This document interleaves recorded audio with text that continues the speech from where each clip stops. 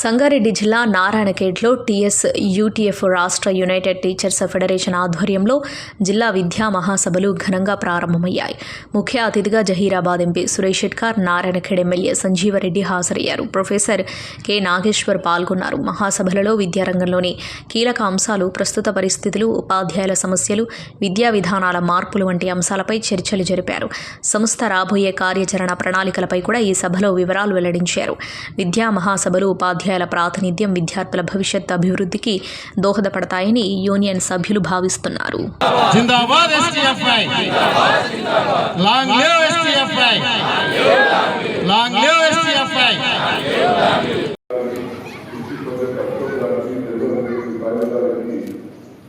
ముఖ్యంగా ముఖ్య అతిథి మహామేధావి, ఒక రాష్ట్రానికి దేశానికి మార్గదర్శనం చేసే మా ప్రొఫెసర్ నాగేశ్వరరావు గారు.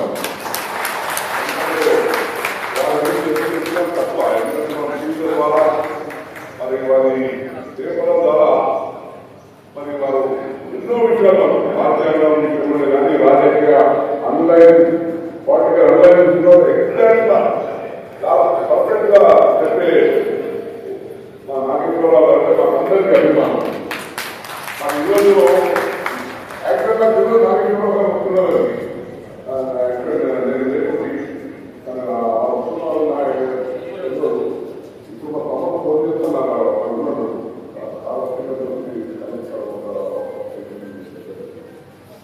కానీ మీరందరూ కూడా ఈరోజు మరి జిల్లా అధ్యక్ష కార్యదర్శితో నాయకత్వం, మరి సంగారెడ్డి జిల్లా నలుమూల నుంచి వచ్చిన యూటీఎఫ్ నాయకత్వం, ఉపాధ్యాయులు, తెలంగాణలో విద్యారంగం ఎలా ఉండాలి, విద్యారంగంలో ఏ రకమైన సదుపాయాలు ఉండాలి అని నిజంగా చాలా సీక్రెట్గా మాట్లాడారు.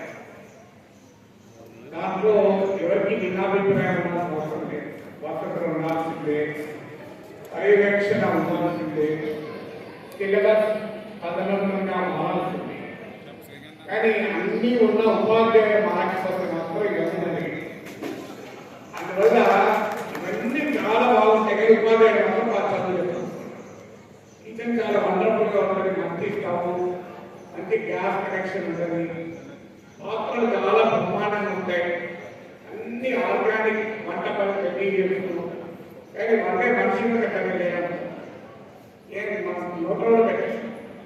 అందువల్ల అల్టిమేట్గా విద్యారంగం బాగుండాలి అంటే ఉపాధ్యాయులు మెరుగైన రీతిలో ఉండాలి. టీచర్ అనేది సెంటర్ ఆఫ్ ఎడ్యుకేషన్ సిస్టమ్. నాకంటే కూడా చదవడం ఉద్దేశం. మిత్రుడు ఎంపీ గారి సోదరుడు నగేష్ నాకు క్లాస్మేట్ ఇంటర్మీడియట్. నేను ఆయన చెప్తారు అప్పటి నుంచి ఇప్పుడు చదువుతున్నాను. ఇంటర్మీడియట్లో ఎలా చదివామో ఇప్పుడు కూడా అలాగే చదువుతున్నాను. తేడా ఏంటి? ఎందుకంటే జ్ఞానాన్ని అర్జించడంలో కనుక మనం ఆనందాన్ని అనుభవిస్తే ప్రపంచంలో ఇంకా ఏది కూడా అంత రుచిగా ఉంటుంది. నేను అనుభవంతో చెప్తున్నాను. మీరు విషయాన్ని తెలుసుకోవడము, జ్ఞానాన్ని అర్జించడము అనే దాంట్లో కనుక రుచి తగ్గితే ఇది ఈ ప్రపంచంలో ఏది ఇంకా రుచిగా ఉంటుంది. అందువల్ల నా పేరు ఏంటంటే ఒక ఉపాధ్యాయుడు నిరంతర అధ్యయనశీలిగా ఉండాలి, నిరంతరం తన సబ్జెక్ట్ నిరంతరం పోరాడుతుంది. కానీ యూటీఎఫ్ లాంటి సంఘాలు కేవలం ఉద్యమాలు మాత్రమే కాదు, చదువు కూడా చెప్పాలి. ఉపాధ్యాయుడు ఉత్తమ ఉపాధ్యాయుడు ఎదగాలి అని పోరాడుతుంది. ఏంటి మరి ఉత్తమ ఉపాధ్యాయుడు ఎవరు అంటే చదువు ఎలా చెప్పాలి అంటే ఉపాధ్యాయుడు నిరంతర విద్యార్థిగా ఉండాలి. నేను చాలా మీటింగ్లలో వెళ్ళి ఉపాధ్యాయులు ఒక ప్రశ్న అడిగి సమాధానం అంతా చెప్పకండి అంటారు. ఎందుకంటే చెప్తే బాగుంటుందని మోహన్. ఏంటి ప్రశ్న అంటే మీ సబ్జెక్ట్లో గత ఏడాదిలో మీరు ఏ పుస్తకాన్ని చదివారు అని. ఈ ప్రశ్న అడుగుతుందని ఆన్సర్ అడుగుతుంది. నేను ఆన్సర్ అడిగితే మళ్ళీ మీరు ఎవరా ఇలా ప్రమాదం. నేనేమి అలా నాకు ఒకే చదవని అనలేదు. మీరు మ్యాథమెటిక్స్ అయితే మ్యాథమెటిక్స్ పైన, ఫిజిక్స్ అయితే ఫిజిక్స్ పైన, కెమిస్ట్రీ అయితే కెమిస్ట్రీ పైన, సైన్స్ సోషల్ అయితే సోషల్. ఈ లాస్ట్ 1 ఇయర్లో నేను ఎన్ని పుస్తకాలు చదివాను, ఎన్ని ఆర్టికల్స్ చదివాను, కనీసం ఒక రీసెర్చ్ జర్నల్స్లో నేను ఈ 1 ఇయర్లో ఏమి అప్డేట్ అయ్యాను, ఈ ప్రశ్న వేసుకుంటే చాలా మాత్రం.